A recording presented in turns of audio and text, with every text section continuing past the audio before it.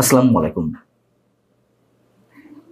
এবারের 15ই আগস্ট সম্পর্কে যদি কেউ মূল্যায়ন করতে বলেন, যদি আমার কাছে কেউ প্রশ্ন করেন, উত্তরে আমি বলব, অন্তত আমার অভিজ্ঞতার আলোকে এবারের 15ই আগস্ট বঙ্গবন্ধু হত্যাকাণ্ডের শোকের দিনটি অন্যরকম এক ভাব গাম্ভীর্যপূর্ণ মানুষের কষ্ট যন্ত্রণার মধ্য দিয়ে, কষ্ট যন্ত্রণার বহিঃপ্রকাশের মধ্য দিয়ে সত্যিকারের একটি প্রতিবাদী দিন হিসেবে উদযাপিত হয়েছে। এবং এবারের 15 আগস্টের মধ্য দিয়ে অনেকগুলো দিক আমাদের সামনে তার স্বরূপ উন্মোচন করেছে।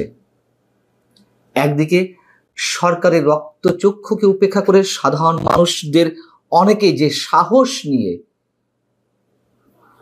সত্যের পথ ধরে সাহস নিয়ে তারা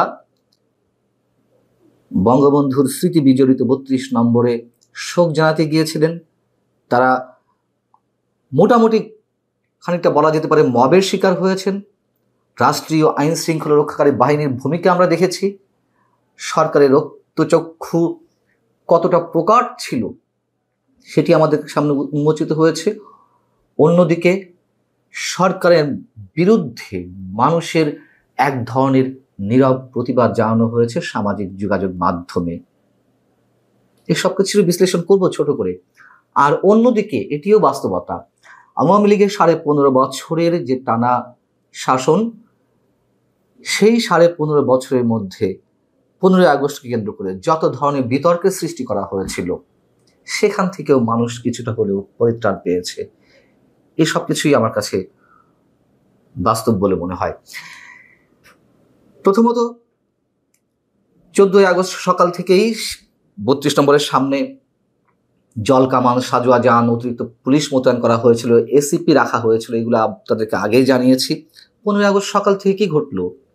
15ই আগস্ট বঙ্গবন্ধুর 32 নম্বরের ধ্বংসস্তূপের সামনে সাউন্ড বক্সে উচ্চ স্বরে গান বাজানো হলো। কারা করলো? এনসিপি নেতাকর্মীরা করেছেন। 15ই আগস্ট মধ্যরাত থেকে বিএনপির নেতাকর্মীরাও সেখানে অবস্থান নিয়েছিলেন। সে বিষয়ে পরে আসছি।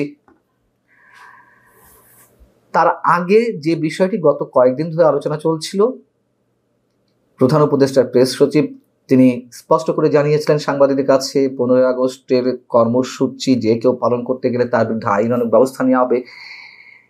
সেই নির্দেশ মোতাবেক আইন শৃঙ্খলা রক্ষাকারী বাহিনী কাজ করেছে। ধানমন্ডি থানার ওসি যখন সাধারণ মানুষদের অনেকে জামাত ইসলামী, শিবির কিংবা এনসিপি নেতাকর্মী এবং বিএনপি নেতাকর্মীদের হাতে, তখন পুলিশ নীরব ভূমিকা পালন করছিল। আবার পুলিশ কাউকে ধরে আটক করলো জিজ্ঞাসাবাদের জন্য। সেই অবস্থায় সাংবাদিকদের প্রশ্নের জবাবে ধানমন্ডি থানার ওসি কি বলছেন যে, আপনারা হয়তো অনেকেই লক্ষ্য করে থাকবেন, কিছুদিন আগে আমাদের অর্থাৎ কাউকেই সেখানে ঢুকতে দেওয়া হবে না শ্রদ্ধা নিবেদনের জন্য। এবং সে বিষয়ে যখন শফিকুল আলমের কাছে গণমাধ্যমের পক্ষ থেকে প্রশ্ন করা হলো যে আপনার ইনস্ট্রাকশন ছিল, তিনি অস্বীকার করেছেন। যেহেতু সমালোচিত হয়েছে যে কোন আইনে সাধারণ মানুষের শোক শ্রদ্ধা জ্ঞাপন মানে কেউ করলে তাদেরকে আইনে আওতায় আনা হবে। সাংবাদিকদের এমন প্রশ্নের জবাবে তিনি বলছেন, পুলিশ তো ইনস্ট্রাকশন পায় তাদের চিফের কাছ থেকে, আমাদের তরফ থেকে কোনো ইনস্ট্রাকশন দিই না। পুলিশ স্বরাষ্ট্র মন্ত্রণালয় তার মতো করে কাজ করে। কি সুন্দর কথা, পাঠ্যপুস্তকে এগুলোই লেখা থাকে আর কি। যাই হোক, তো তিনি বলছেন যে গত কয়েকদিন আগে আমি কিছু মন্তব্য করেছিলাম, সেই মন্তব্য মোতাবেক পুলিশ হয়তো ধরে নিয়েছে, কিন্তু এগুলো আমাদের নির্দেশ না। সুর বদল করে ফেলেছেন। কিন্তু বাস্তবতা হচ্ছে অবশ্যই সরকারের পক্ষ থেকে এই ধরনের নির্দেশনা ছিল। প্রশ্ন হচ্ছে যে যদি সুর তিনি বদল করেই থাকেন, যে সাধারণ মানুষদের কেউ শ্রদ্ধা নিবেদন করলে বা শোক জ্ঞাপন করলে তার বিরুদ্ধে কোনো ব্যবস্থা নয়, কিন্তু সারা বাংলাদেশ তো দেখলো একেবারে সাধারণ মানুষ, রিক্সাওয়ালা, তার সারাদিনের উপার্জন 400 টাকা দিয়ে ফুলের তোড়া কিনে শ্রদ্ধা নিবেদনের জন্য 32 নম্বরে এলেন। তাকে কিভাবে মবের মধ্যে ফেলা হলো, কিভাবে পিটুনি দেওয়া হলো সেই মানুষটিকে। একজন মাওলানা 2 খতম কুরআন পড়েছেন, তারপরে তার পরিবারের সদস্যদের নিয়ে শ্রদ্ধা নিবেদন করতে এসেছেন। তিনি বলছেন, আমি কোনো দল করি না, কিন্তু বঙ্গবন্ধুকে আমি অস্বীকার করব কিভাবে? এই দেশের স্থপতি যিনি, তার জন্য আমি দোয়া করতে পারবো না তার স্মৃতি বিজড়িত ভবনের সামনে এসে? তাকে হেনস্থা হতে হয়েছে। দুজন নারী, মানে আমি যেটুকু দেখেছি, এর বাইরে থাকতে পারে, তাদেরকে হেনস্থা হতে হয়েছে। তাদের হাতের ফুল রাজপথে ছিন্ন ভিন্ন করে ফেলে দেওয়া হয়েছে। অনেকে গেছেন নীরব দর্শক হয়ে, যে কি হয় দেখি, এবং মনে মনে শ্রদ্ধা জানাতে। এই সবই ইতিহাস। অনেকে শারীরিকভাবে লাঞ্ছিত হলেন। পুলিশ নীরব দর্শকের ভূমিকা পালন করছিল। যা হোক, স্লোগান উঠল 15 আগস্ট মধ্যরাতে, 14 আগস্ট দিবাগত রাতে, তারেক ভাই কথা দিলাম 32 নম্বর দখলে নিলাম। বিএনপি নেতাকর্মীরা এই স্লোগান দিয়েছেন এবং সারাদিন সেখানে বিএনপি নেতাকর্মীরা ছিলেন জামাত শিবিরের সাথে।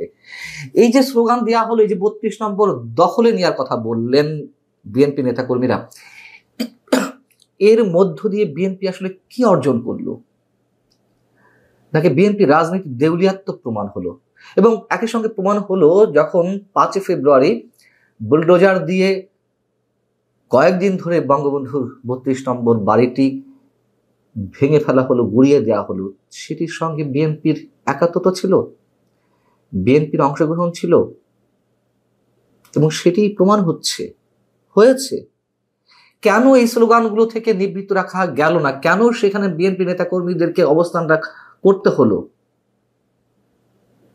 এই রাজনীতির মধ্য দিয়ে বিএনপি আসলে কি অর্জন করতে পারলো? আমি নিজে ব্যক্তিগতভাবে বলে আসছিলাম 2024 5 আগস্টের পর থেকে তারেক রহমান তার রাজনৈতিক দূরদর্শিতা অনন্য মাত্রায় পৌঁছেছে। আমাদের ধারণাগুলো কি ভুল হয়ে যাচ্ছে তাহলে? এবং ফেসবুকে, সামাজিক যোগাযোগ মাধ্যমে 15 আগস্ট রাত যে সয়লাভ হয়ে গেল শোক জানানোর মাধ্যম, বিশ্বাস করুন, অনেককে আমি দেখেছি যারা আওয়ামী লীগের রাজনীতি বিন্দু মাত্র পছন্দ করে না, ঘোরতর আওয়ামী বিরোধী, তারাও বঙ্গবন্ধুকে নিয়ে শোক বার্তা দিয়েছেন, ফেসবুকে আবেগঘন পোস্ট দিয়েছেন। ফেসবুকের ওয়ালগুলো শোকে শোকে ছেয়ে গেছে। এই যে নীরব প্রতিবাদ, প্রথমে বলছিলাম, এটা কিসের জন্য? সরকারের এই যে বারবারন্ত, এই যে বাড়াবাড়ি, এইগুলোকে মানুষ তো ভালোভাবে নিচ্ছে না, মানুষ ক্ষুব্ধ হয়ে উঠছে। এবং এটি স্পষ্টত সরকারের বিরুদ্ধে এক ধরনের প্রতিবাদ। এবং এই যে নীরব প্রতিবাদ, এগুলো কিন্তু ভালো লক্ষণ নয়। আমি এই জন্যই প্রথমে বলছিলাম যে এটি খুবই সিগনিফিক্যান্ট। এবং শুরুতে আরো একটি কথা বলছিলাম যে কেন এবারে 15 আগস্ট এক অনন্য মাত্রা পেয়েছে। হয়তো রাজপথে মিছিল ছিল না, বঙ্গবন্ধুকে নিয়ে গান শোনা যায়নি উচ্চ স্বরে মাইকে, কালো ব্যাজ পরে কেউ র্যালিতে হাঁটেননি, এবং কাঙালি ভোজও হয়নি।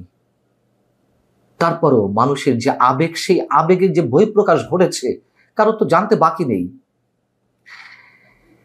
এবং এই কারণেই অনন্য মাত্রা আওয়ামী লীগের সর্বশেষ যে 15.5 বছরের শাসন, ক্ষমতায় থাকাকালীন সময় যেভাবে এই দিবসগুলো, মানে এই দিবসটি বিশেষ করে পালিত হয়েছে, চাঁদাবাজির অভিযোগ ছিল, রাষ্ট্রীয় কোষাগার থেকে অঢেল অর্থ অপচয়ের অভিযোগ ছিল, সেগুলো তো হয়নি। এবং ওই 15 আগস্টগুলো উদযাপিত হয়েছে আরোপিত হয়ে আওয়ামী লীগের কেন্দ্রীয়ভাবে বা জেলা মহানগর পর্যায়ের নির্দেশনা অনুযায়ী আওয়ামী লীগের নেতাকর্মীরা র্যালিতে যেতে বাধ্য হয়েছেন, সারাদিন নানান কর্মসূচি পালন করতে বাধ্য হয়েছেন।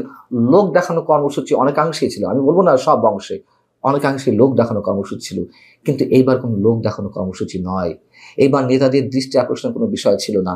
সাধারণ মানুষের যে কষ্ট, যন্ত্রণা, রক্তক্ষরণ, সবকিছু যে বহিঃপ্রকাশ পার্সোনালি ঘটলো যার যার অবস্থান থেকে, সেটি আসলেই অতুলনীয়। ভালো থাকুন সবাই, আল্লাহ হাফিজ।